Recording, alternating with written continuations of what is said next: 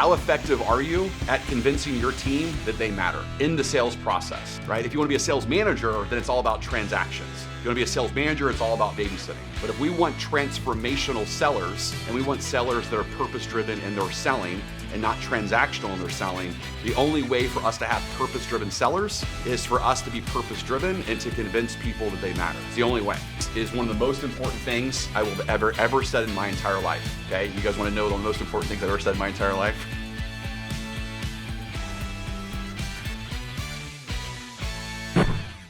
So let's get going here. I'm going to share with you a couple of things that will be fun to know. Okay, so the first thing is that whenever you're ranking or evaluating your salespeople, I always like to put them in this kind of ranking. Okay, so again, at the bottom we have order takers. Right above that we've got sales amateurs. Okay, right above that we have sales professionals, and right above that we have warriors. Or sales warriors, okay? So just to kind of, I'm curious if you were to put in the chat box right now, what do you think is the difference between those that are above the line versus those that are below the line? So above the line would be your sales professionals and your warriors, and below the line is your sales amateurs and your order takers. So what is like the one thing that separates? So again, these are order takers at the bottom. So order takers. These are sales amateurs, these are sales pros, and these are warriors, okay? So what do you think is the one thing that's different or separates the ones that are above the line, which is your pros and your warriors, versus the ones that are below the line, which is your amateurs and your order takers? That's it. So the ones that are above the line, glad you guys are joining the future-based cause here. So the ones that are above the line are more internal. The ones that are below the line are more external, right? So what does that mean? It means that if you ask everyone on your team right now, which I want you guys to start thinking about this, Jamie and everyone on the team, I want you guys to start thinking about, think about your people you have on your team right now, so you have 10, whatever it is, and I want you to start thinking about, okay, who are my order takers, my amateurs, my pros, and my warriors? And again, the first thing is just ask yourself, if I was to say, hey, tell me the reason why your last 10 prospects didn't move forward, the order taker is going to basically say, is going to give you 99% external. Okay, so they're going to be 99% external. Your sales amateur is going to be more like 70% external, and then your sales pro flips it, right, and they become more like 30% external, and then your true warrior just doesn't ever really give anything to the external factors. So again, just to repeat, so order taker, they're going to blame basically everything external 99% of the time. Your sales amateur, 70% of the time is going to be blaming external. Your pro, about 30% of the time is going to blame the external, and then the warrior is going to blame when they have a bad day. Maybe they had the flu, maybe they have a cold, maybe they're sick, maybe they're just, I don't know. About 1% of the time they'll blame the external. so no one's perfect, right? But in the end, okay, so now the question is, and put in the chat box or you can blurt it out loud, what's the number one reason why these people are internal versus external? What's the number one reason? What's the cause and effect of the number one reason why these people are internal versus external? And specifically, that training needs to be connected to, again, that cause and effect relationship, right? So the number one reason I believe people are internal versus external is this other cause and effect, and that's because they believe they matter. That's it. Like that's the golden ticket right there. So if I was to kind of walk away and say, okay, like I'm never talking to Jason Forrest ever again, what's the one thing that he told me that's the most important thing in my career going forward? And that is how effective are you, team? So how effective are you, Vince and AJ and Christine and Dale and Danny and Dorinda and Gabriella and Jeannie and Jason and Jamie and Michael and Peter and Richard and Sean? How effective are you at convincing your team that they matter in the sales process, like in the experience? Like their words matter, their actions matter, their mindset matters, their process matters, like how they think about the sale matters, the approach, the emotional intelligence, like they matter in the sales process. Like they are the X factor and the reason why people either move forward or don't move forward, like they matter. And the problem is they have been told for too long that they kind of matter a little bit. But what matters more is the product and the price and the promotion and the positioning and the economy and all these other things. They believe that matters more. And that's what people are below the line, that's what they believe. And so we have to convince them. So we all have a conversion rate, right? Your salespeople have a conversion rate, and that's to convince people to achieve resolution and to change their belief systems if our product and service is right for them, to convert them to choose us over all alternatives. If it's right? That's the sales rep's conversion rate, okay? Well, what's your conversion rate? Your conversion rate, if you have 10 people on your team, then your number one conversion rate going forward, your number one KPI is how good are you and effective are you at convincing your people to be above the line? Like that's on us. Like that's our mission. And we need to be obsessed with that mission. If you want to be a sales coach, right? If you want to be a sales manager, then it's all about transactions. If you want to be a sales manager, it's all about babysitting. But if we want transformational sellers, and we want sellers that are purpose-driven in their selling and not transactional in their selling, the only way for us to have purpose-driven sellers is for us to be purpose-driven and to convince people that they matter. It's the only way. So that's the most important thing that we need to be focused on. Okay, so what's the tip to do that? There's several tips, right? But one of the most important things that you can do is number one is you can celebrate. Okay, so how do we do this, right? So let's just kind of work through some tips. So number one, so the question is, how do we shift people from external to internal? Okay, so that's the $1 million question, right? Okay, so number one is we must go slow, right, on how they did it, on the how. Okay, so go slow on the how, like I said earlier, right? So whatever they're doing that's making progress, hey, tell me about that. Tell me exactly what you did. Tell me how that worked for you. Tell me what you said. Tell me what they said back. Is that something you want to do again in the future? Do you feel like that worked for you? Okay, say that again. I agree, right? So we want to go slow, okay? Number two is we want to put a lot of celebration, okay? We want to put a lot of celebration, again, towards what's working, right? So we want to positively reinforce, obviously, what's working. So we want to put celebration towards the effort and towards the things that they're doing. And the celebration needs to be more towards that than it does towards the result. Okay. And then the third thing that we need to do is and we can spend more time on this in the future for you, is that we always need to shift the conversation, shift it to internal. Guys, this is just a skill, right? This is just a skill, okay? And I'm going to teach you something that is one of the most important things I will have ever said in my entire life, okay? You guys want to know the most important things I've ever said in my entire life? Okay. So one of the most important things I've ever said in my entire life that is the secret to this approach that I just gave, okay, is something that I learned. It might have been, I don't know, it might have been like maybe 5, 6, 7 years old. I don't know. And that's this, okay? I'm rubber, okay? You're glue. Whatever you say, okay, bounces off me and sticks to you. That's it. That's the secret to my coaching. You guys paid a lot of money for that one. You ready?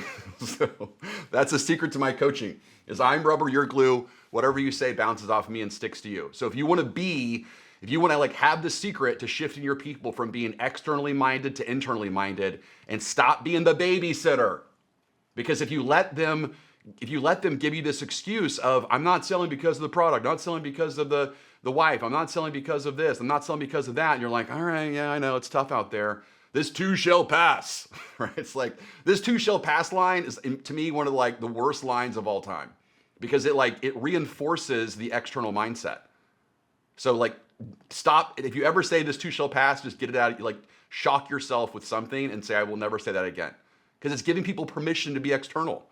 And so So this too shall pass, if what? If we can coach you through it. If you're one skill away. This too shall pass. This too shall pass, yeah, if the economy gets better, but do you want to wait till the economy gets better, or can I show you how to be better?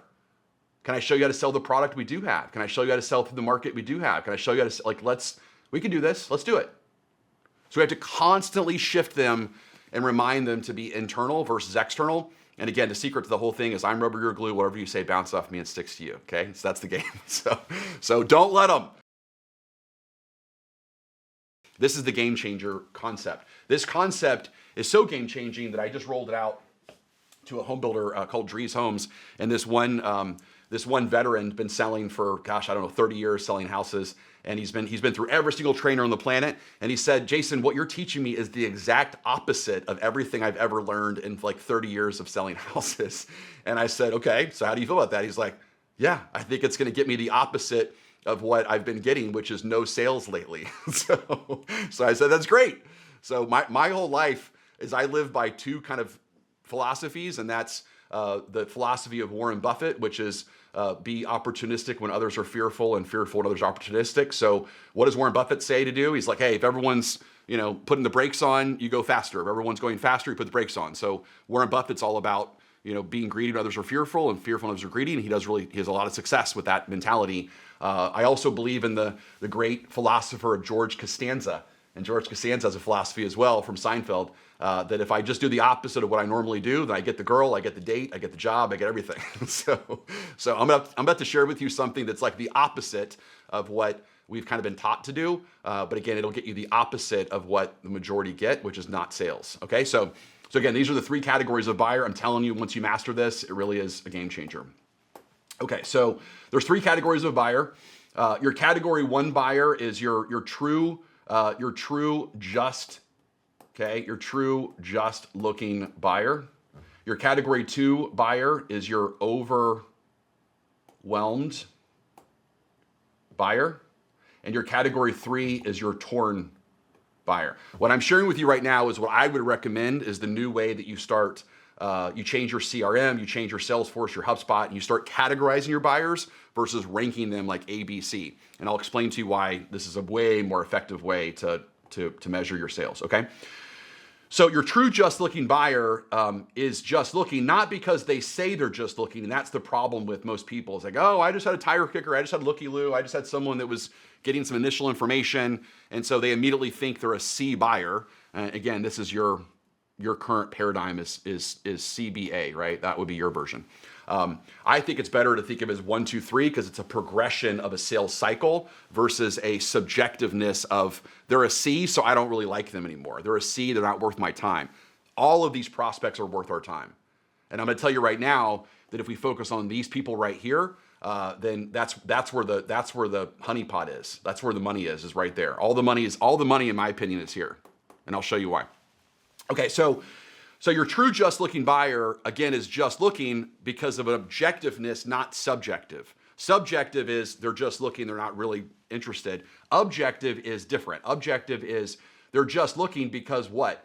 They haven't decided, okay? So have not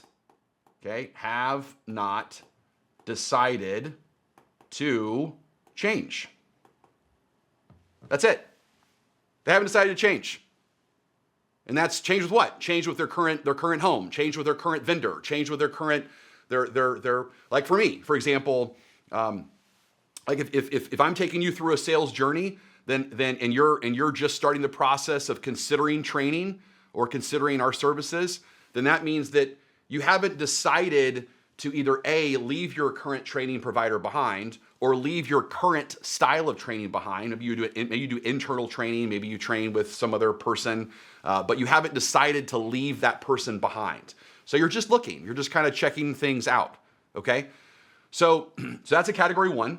A category two buyer is overwhelmed. That means they've decided to change, okay? So they've decided to change, right? They decided to change, but they don't know like what to do, right? They decided to change, but what? There's too many options, right? There's too many options. okay? There's too many options. So a category 3 buyer is definitely changing, obviously, because they've decided to change too. And now their goal is to do what? Their goal is just to decide. It's like to decide, because they're torn between 2 and 3 options. Okay, and so their job is just to basically figure out like which of these 2 to 3 options am I going to do, right? So they have to decide between these 2 to 3 options, and that's basically them. Like that's the goal that they're going through in this process. Okay, but they're going to do something. It's just a matter of between these 2 and 3. I could be a category 3 all day long. You guys have all been category 3s, and you walked into a retail clothing store or a car lot, and you're saying, "I'm just looking," and then you buy a car that day, right? Because you have all the intentions to buy a car. You're just smoke screening them with "I'm just looking." So be careful. It's not the words that they use. That's not what I'm paying attention to. It's more of just the like, what are their actual, like what's their actual psychology that's really going on right now, and what have they decided? So like going back to when I was making that comment with Jamie, is that they come in and they haven't actually put their house in the market yet, because she sells in real estate. She sells for Pulte, or she leads Pulte. So if that's the case, then I know for a fact that they're thinking about changing, but the problem they have is not big enough for them to even start the process of putting their house in the market. Which is really interesting, Jamie and team. I want you guys to see, because the mistake we make a lot of times is we think we have a hot one here. And so when you guys are getting your forecast, tell me if this ever happened to you, right? You're like, "Hey, so tell me your forecast for the week." And they're like, "Oh, I got 3 sales coming, da da da da." And the problem is that there are certain things that they've accomplished in the category 3 3 area, but the customer is really like a poser. They're like a poser 3 because they haven't actually burned the boats yet. They haven't actually decided to leave their current situation behind. And so a lot of times, the reasons why, in my opinion, we don't hit our forecast correctly is because we're not teaching our salespeople how to evaluate where the prospect actually is in the process. And so therefore they're giving us kind of BS forecast. They don't really know, because again, they're basing it on surface level answers, not on objective reality of what's really happening. And that's the mistake that we're making. So, okay.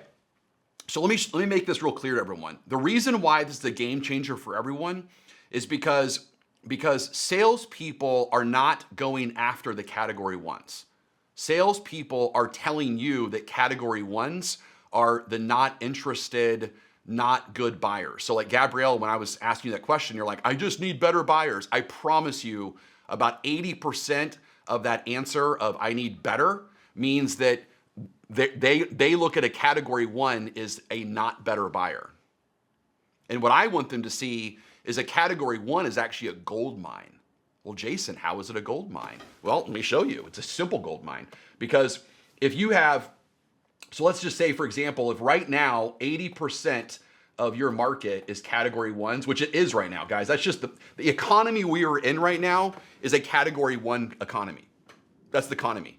So the worse the economy is, the more you're going to have cat 1s. The better the economy is and the more social approval it is to buy what you're selling, the more you're going to have category 2s and 3s. Like, it just is what it is, right? So the problem is that, and this is the big opportunity that I want you guys to see, is if 80% of your buyers right now are category 1s, and let's just say out here, 20% are category 2s. Okay, so category 2s are here, category 1s are here, okay, or even category 3s, right? Okay, so let's just say you've got, I don't know, let's just say you've got there's five vendors, five total competitors, okay? 5 competitors, including you, 5 salespeople going after these people, okay? So right now, in today's market, you have 5 people that are all going after the same 2 buyers. So out of 10 buyers, you have 5 sellers that are going after 2 buyers. In my flip, okay, what you would have is you that would actually spin across, and in your company, right, would be the only one that's going after the cat 1s. And that's the game changer. Because one of the things my dad taught me all the time is that the best market to sell in is when you have no competition. And this is where you have no competition, because everyone's leaving these people alone because they don't know how to sell to them. But if you could sell to them and you know exactly why they're just looking and how to unlock them, then the whole thing changes, because these people also are the most loyal to you. So if you convince these people to make a change, you convince these people to burn the boats, they don't have any buyer's remorse. They stay with you. If you convince these people, so all of a sudden, let's just say,